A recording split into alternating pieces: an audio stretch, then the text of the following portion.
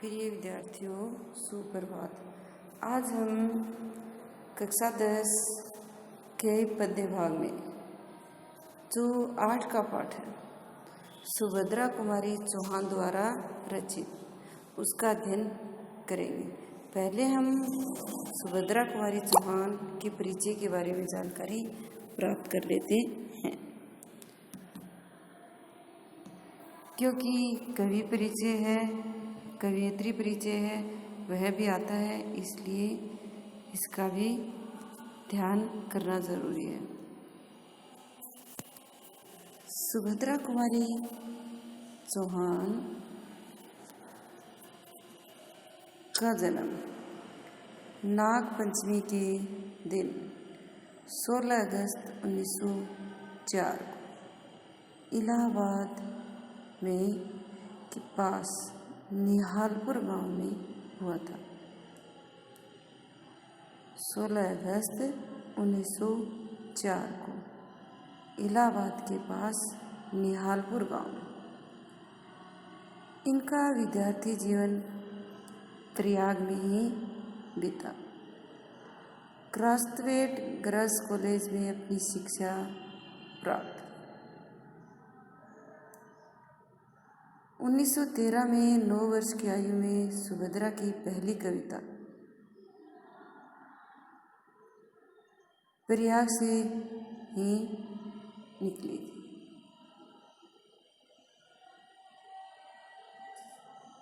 सुभद्रा कुमारी चौहान के पिता का नाम ठाकुर रामनाथ सिंह था।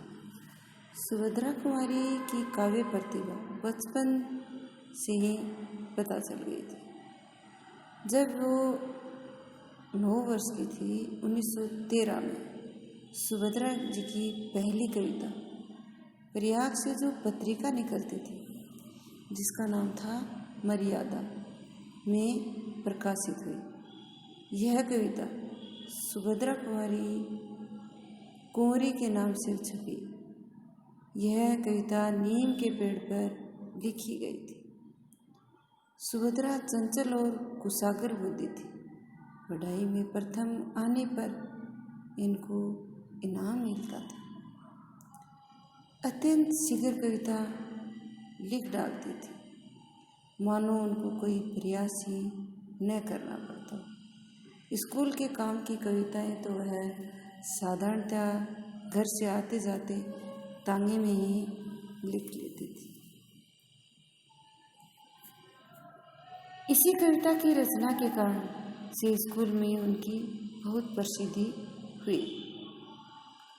सुभद्रा और महादेवी वर्मा दोनों बचपन की सहेलियां थी, क्योंकि ये दोनों एक साथ ही पढ़ती थी। दोनों ने एक दूसरे की कीर्ति से सुख पाया।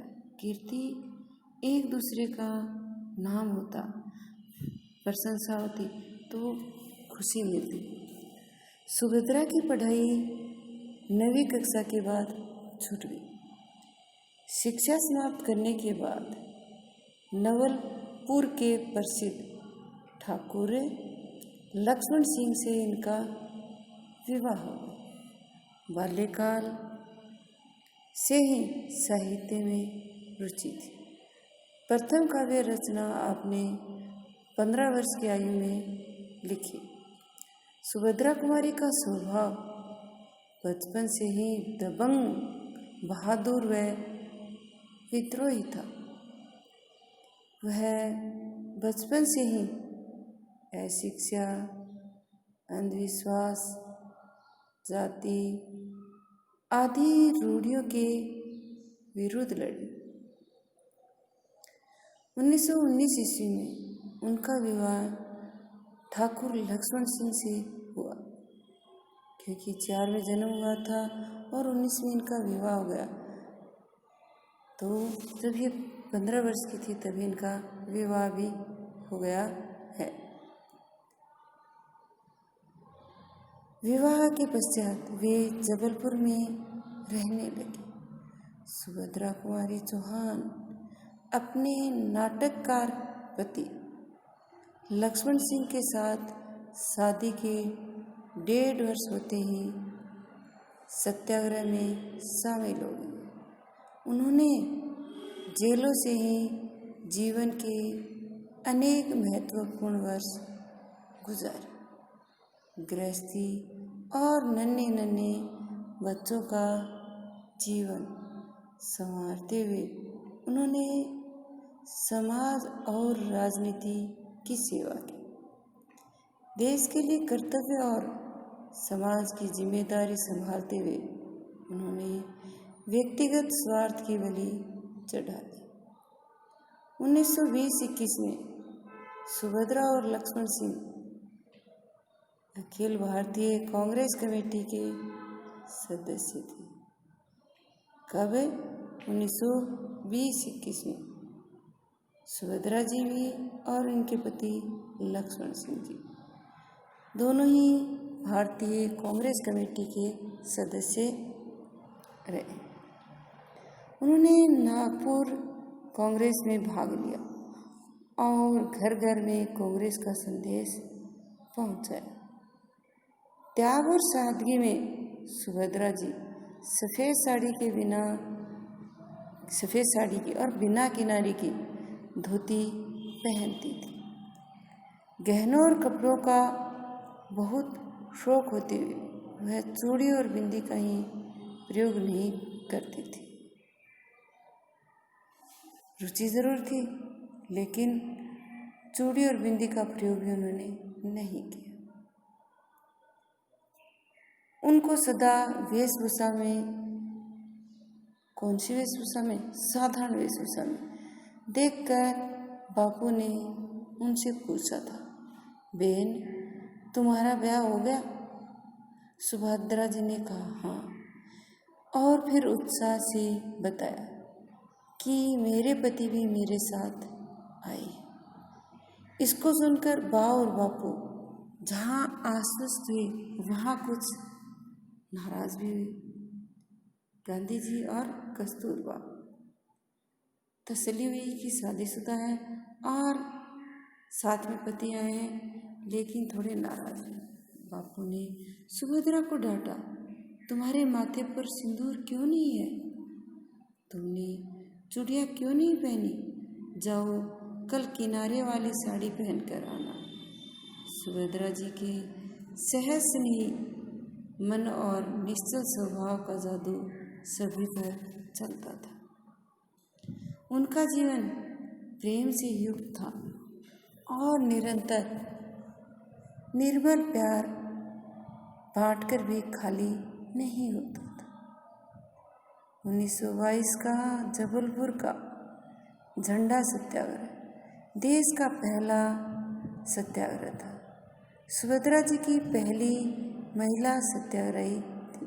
सुभद्रा जी भी सत्याग्रह में भाग लेती हैं और वो पहली महिला थी जिन्होंने सत्याग्रह में भाग लिया था। रोज रोज सभाएं होती और जिनमें सुभद्रा जी भी बोलती थी। टाइम्स ऑफ इंडिया के संवाददाता ने अपनी एक रिपोर्ट में उनका उल्लेख लेकर सरोजनी कहकर किया था। सुभद्रा जी में बड़े सहज ढंग से गंभीरता और चंचलता का अद्भुत संयोग था। क्या था? गंभीर भी थी और चंचल भी थी। इसलिए बताया कि इसमें गंभीर अनोखा संयोग, कि जो गंभीर होता है वो चंचल नहीं होता, लेकिन इनमें अनोखा संयोग है।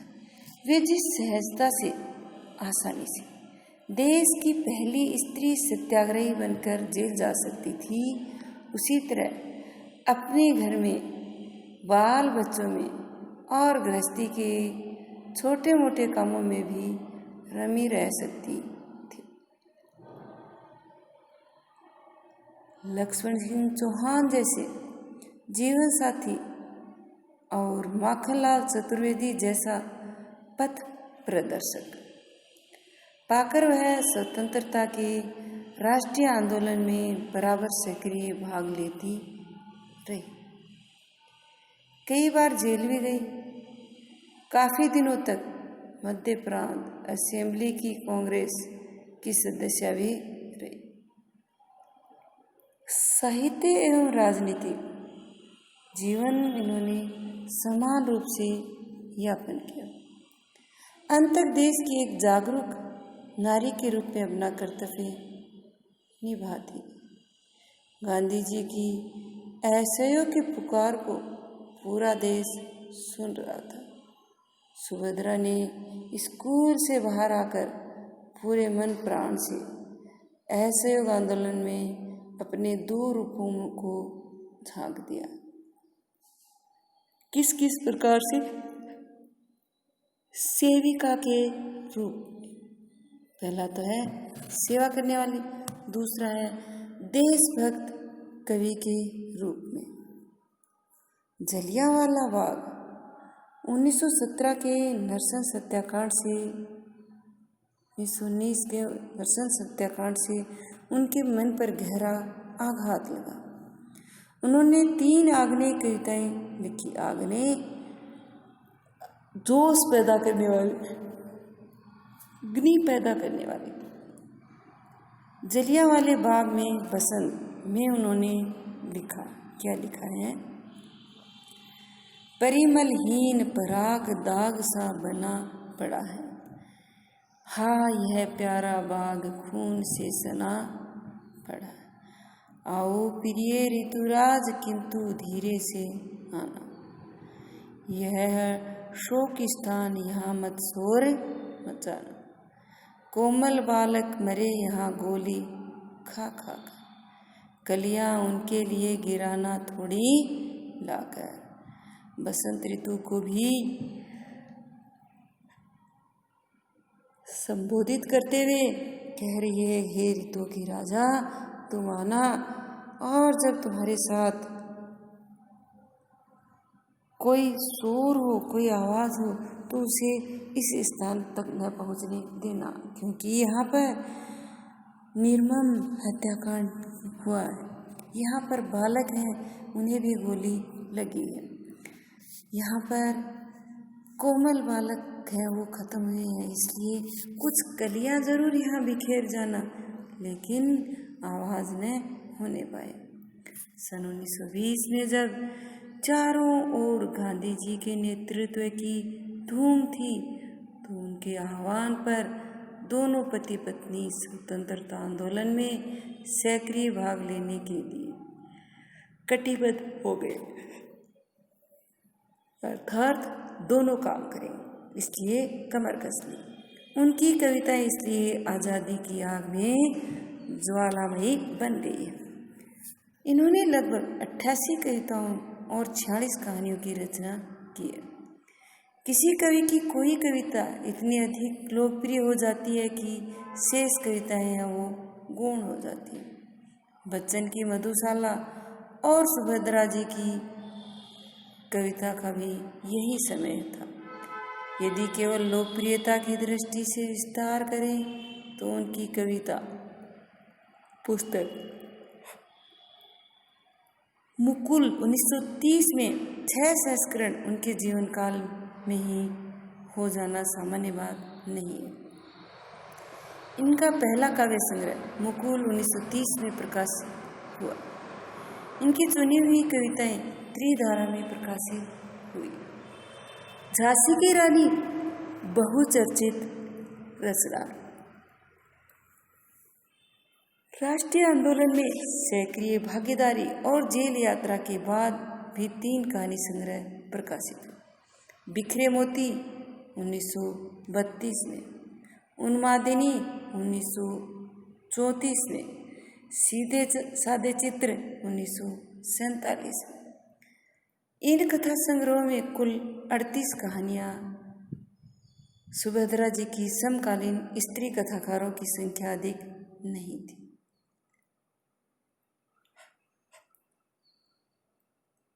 स्त्रियों को क्या प्रेरणा देती है? राष्ट्रीय स्वतंत्रता संग्राम में सक्रिय भूमिका निभाते हुए उस आनंद और जोश में सुभद्रा जी ने जो कविताएं लिखी उनमें एक नई प्रेरणा मिलती है। तो हम स्त्रियों को क्या प्रेरणा मिलती है वो भी देखिए। सबल पुरुष यदि भीरु बने तो हमको दे वरदान सखी। अबलाए उठ पड़े देश में करे युद्ध घमासान सखी। कि जब बलवान पुरुष ही कायर बन जाए तो हमें ऐसी शक्ति प्रदान करना। अबलाएं जिन्हें अबला समझा जाता है वो क्या करें? घमासान युद्ध करें। 15 कोटि ऐसे योगिनियां दहला दे ब्रह्मांड सखी। जो 15 करोड़ महिलाओं को अबला माना जाता है वो पूरे ब्रह्मांड को जला सकती हैं। भारत लक्ष्मी लौटने को रच दे लंका कांड सखी। और हम क्या है?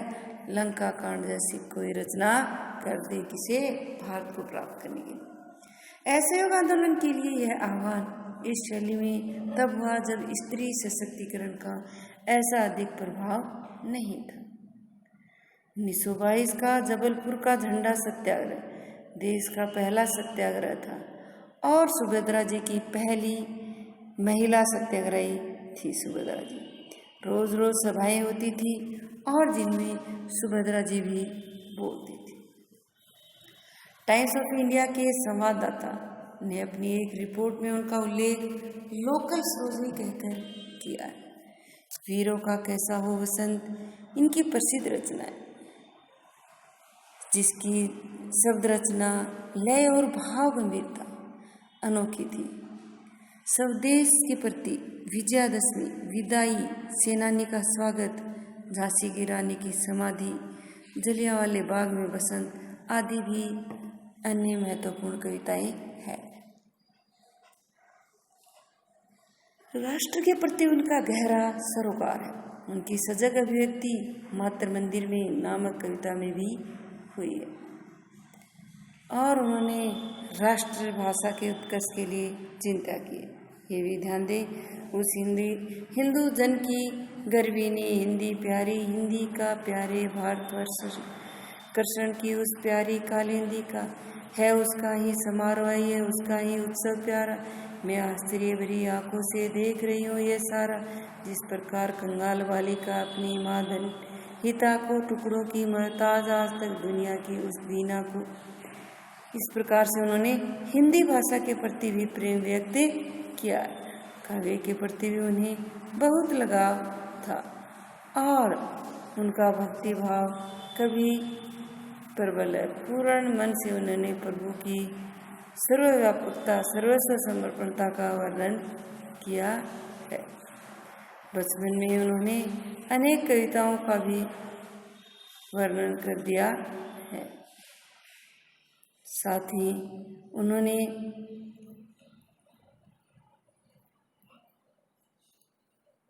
कहानियाँ भी लिखी। उन्हें शेक्सपियर पुरस्कार भी मिला था। 27 नवंबर 1949 को इनका निधन है वो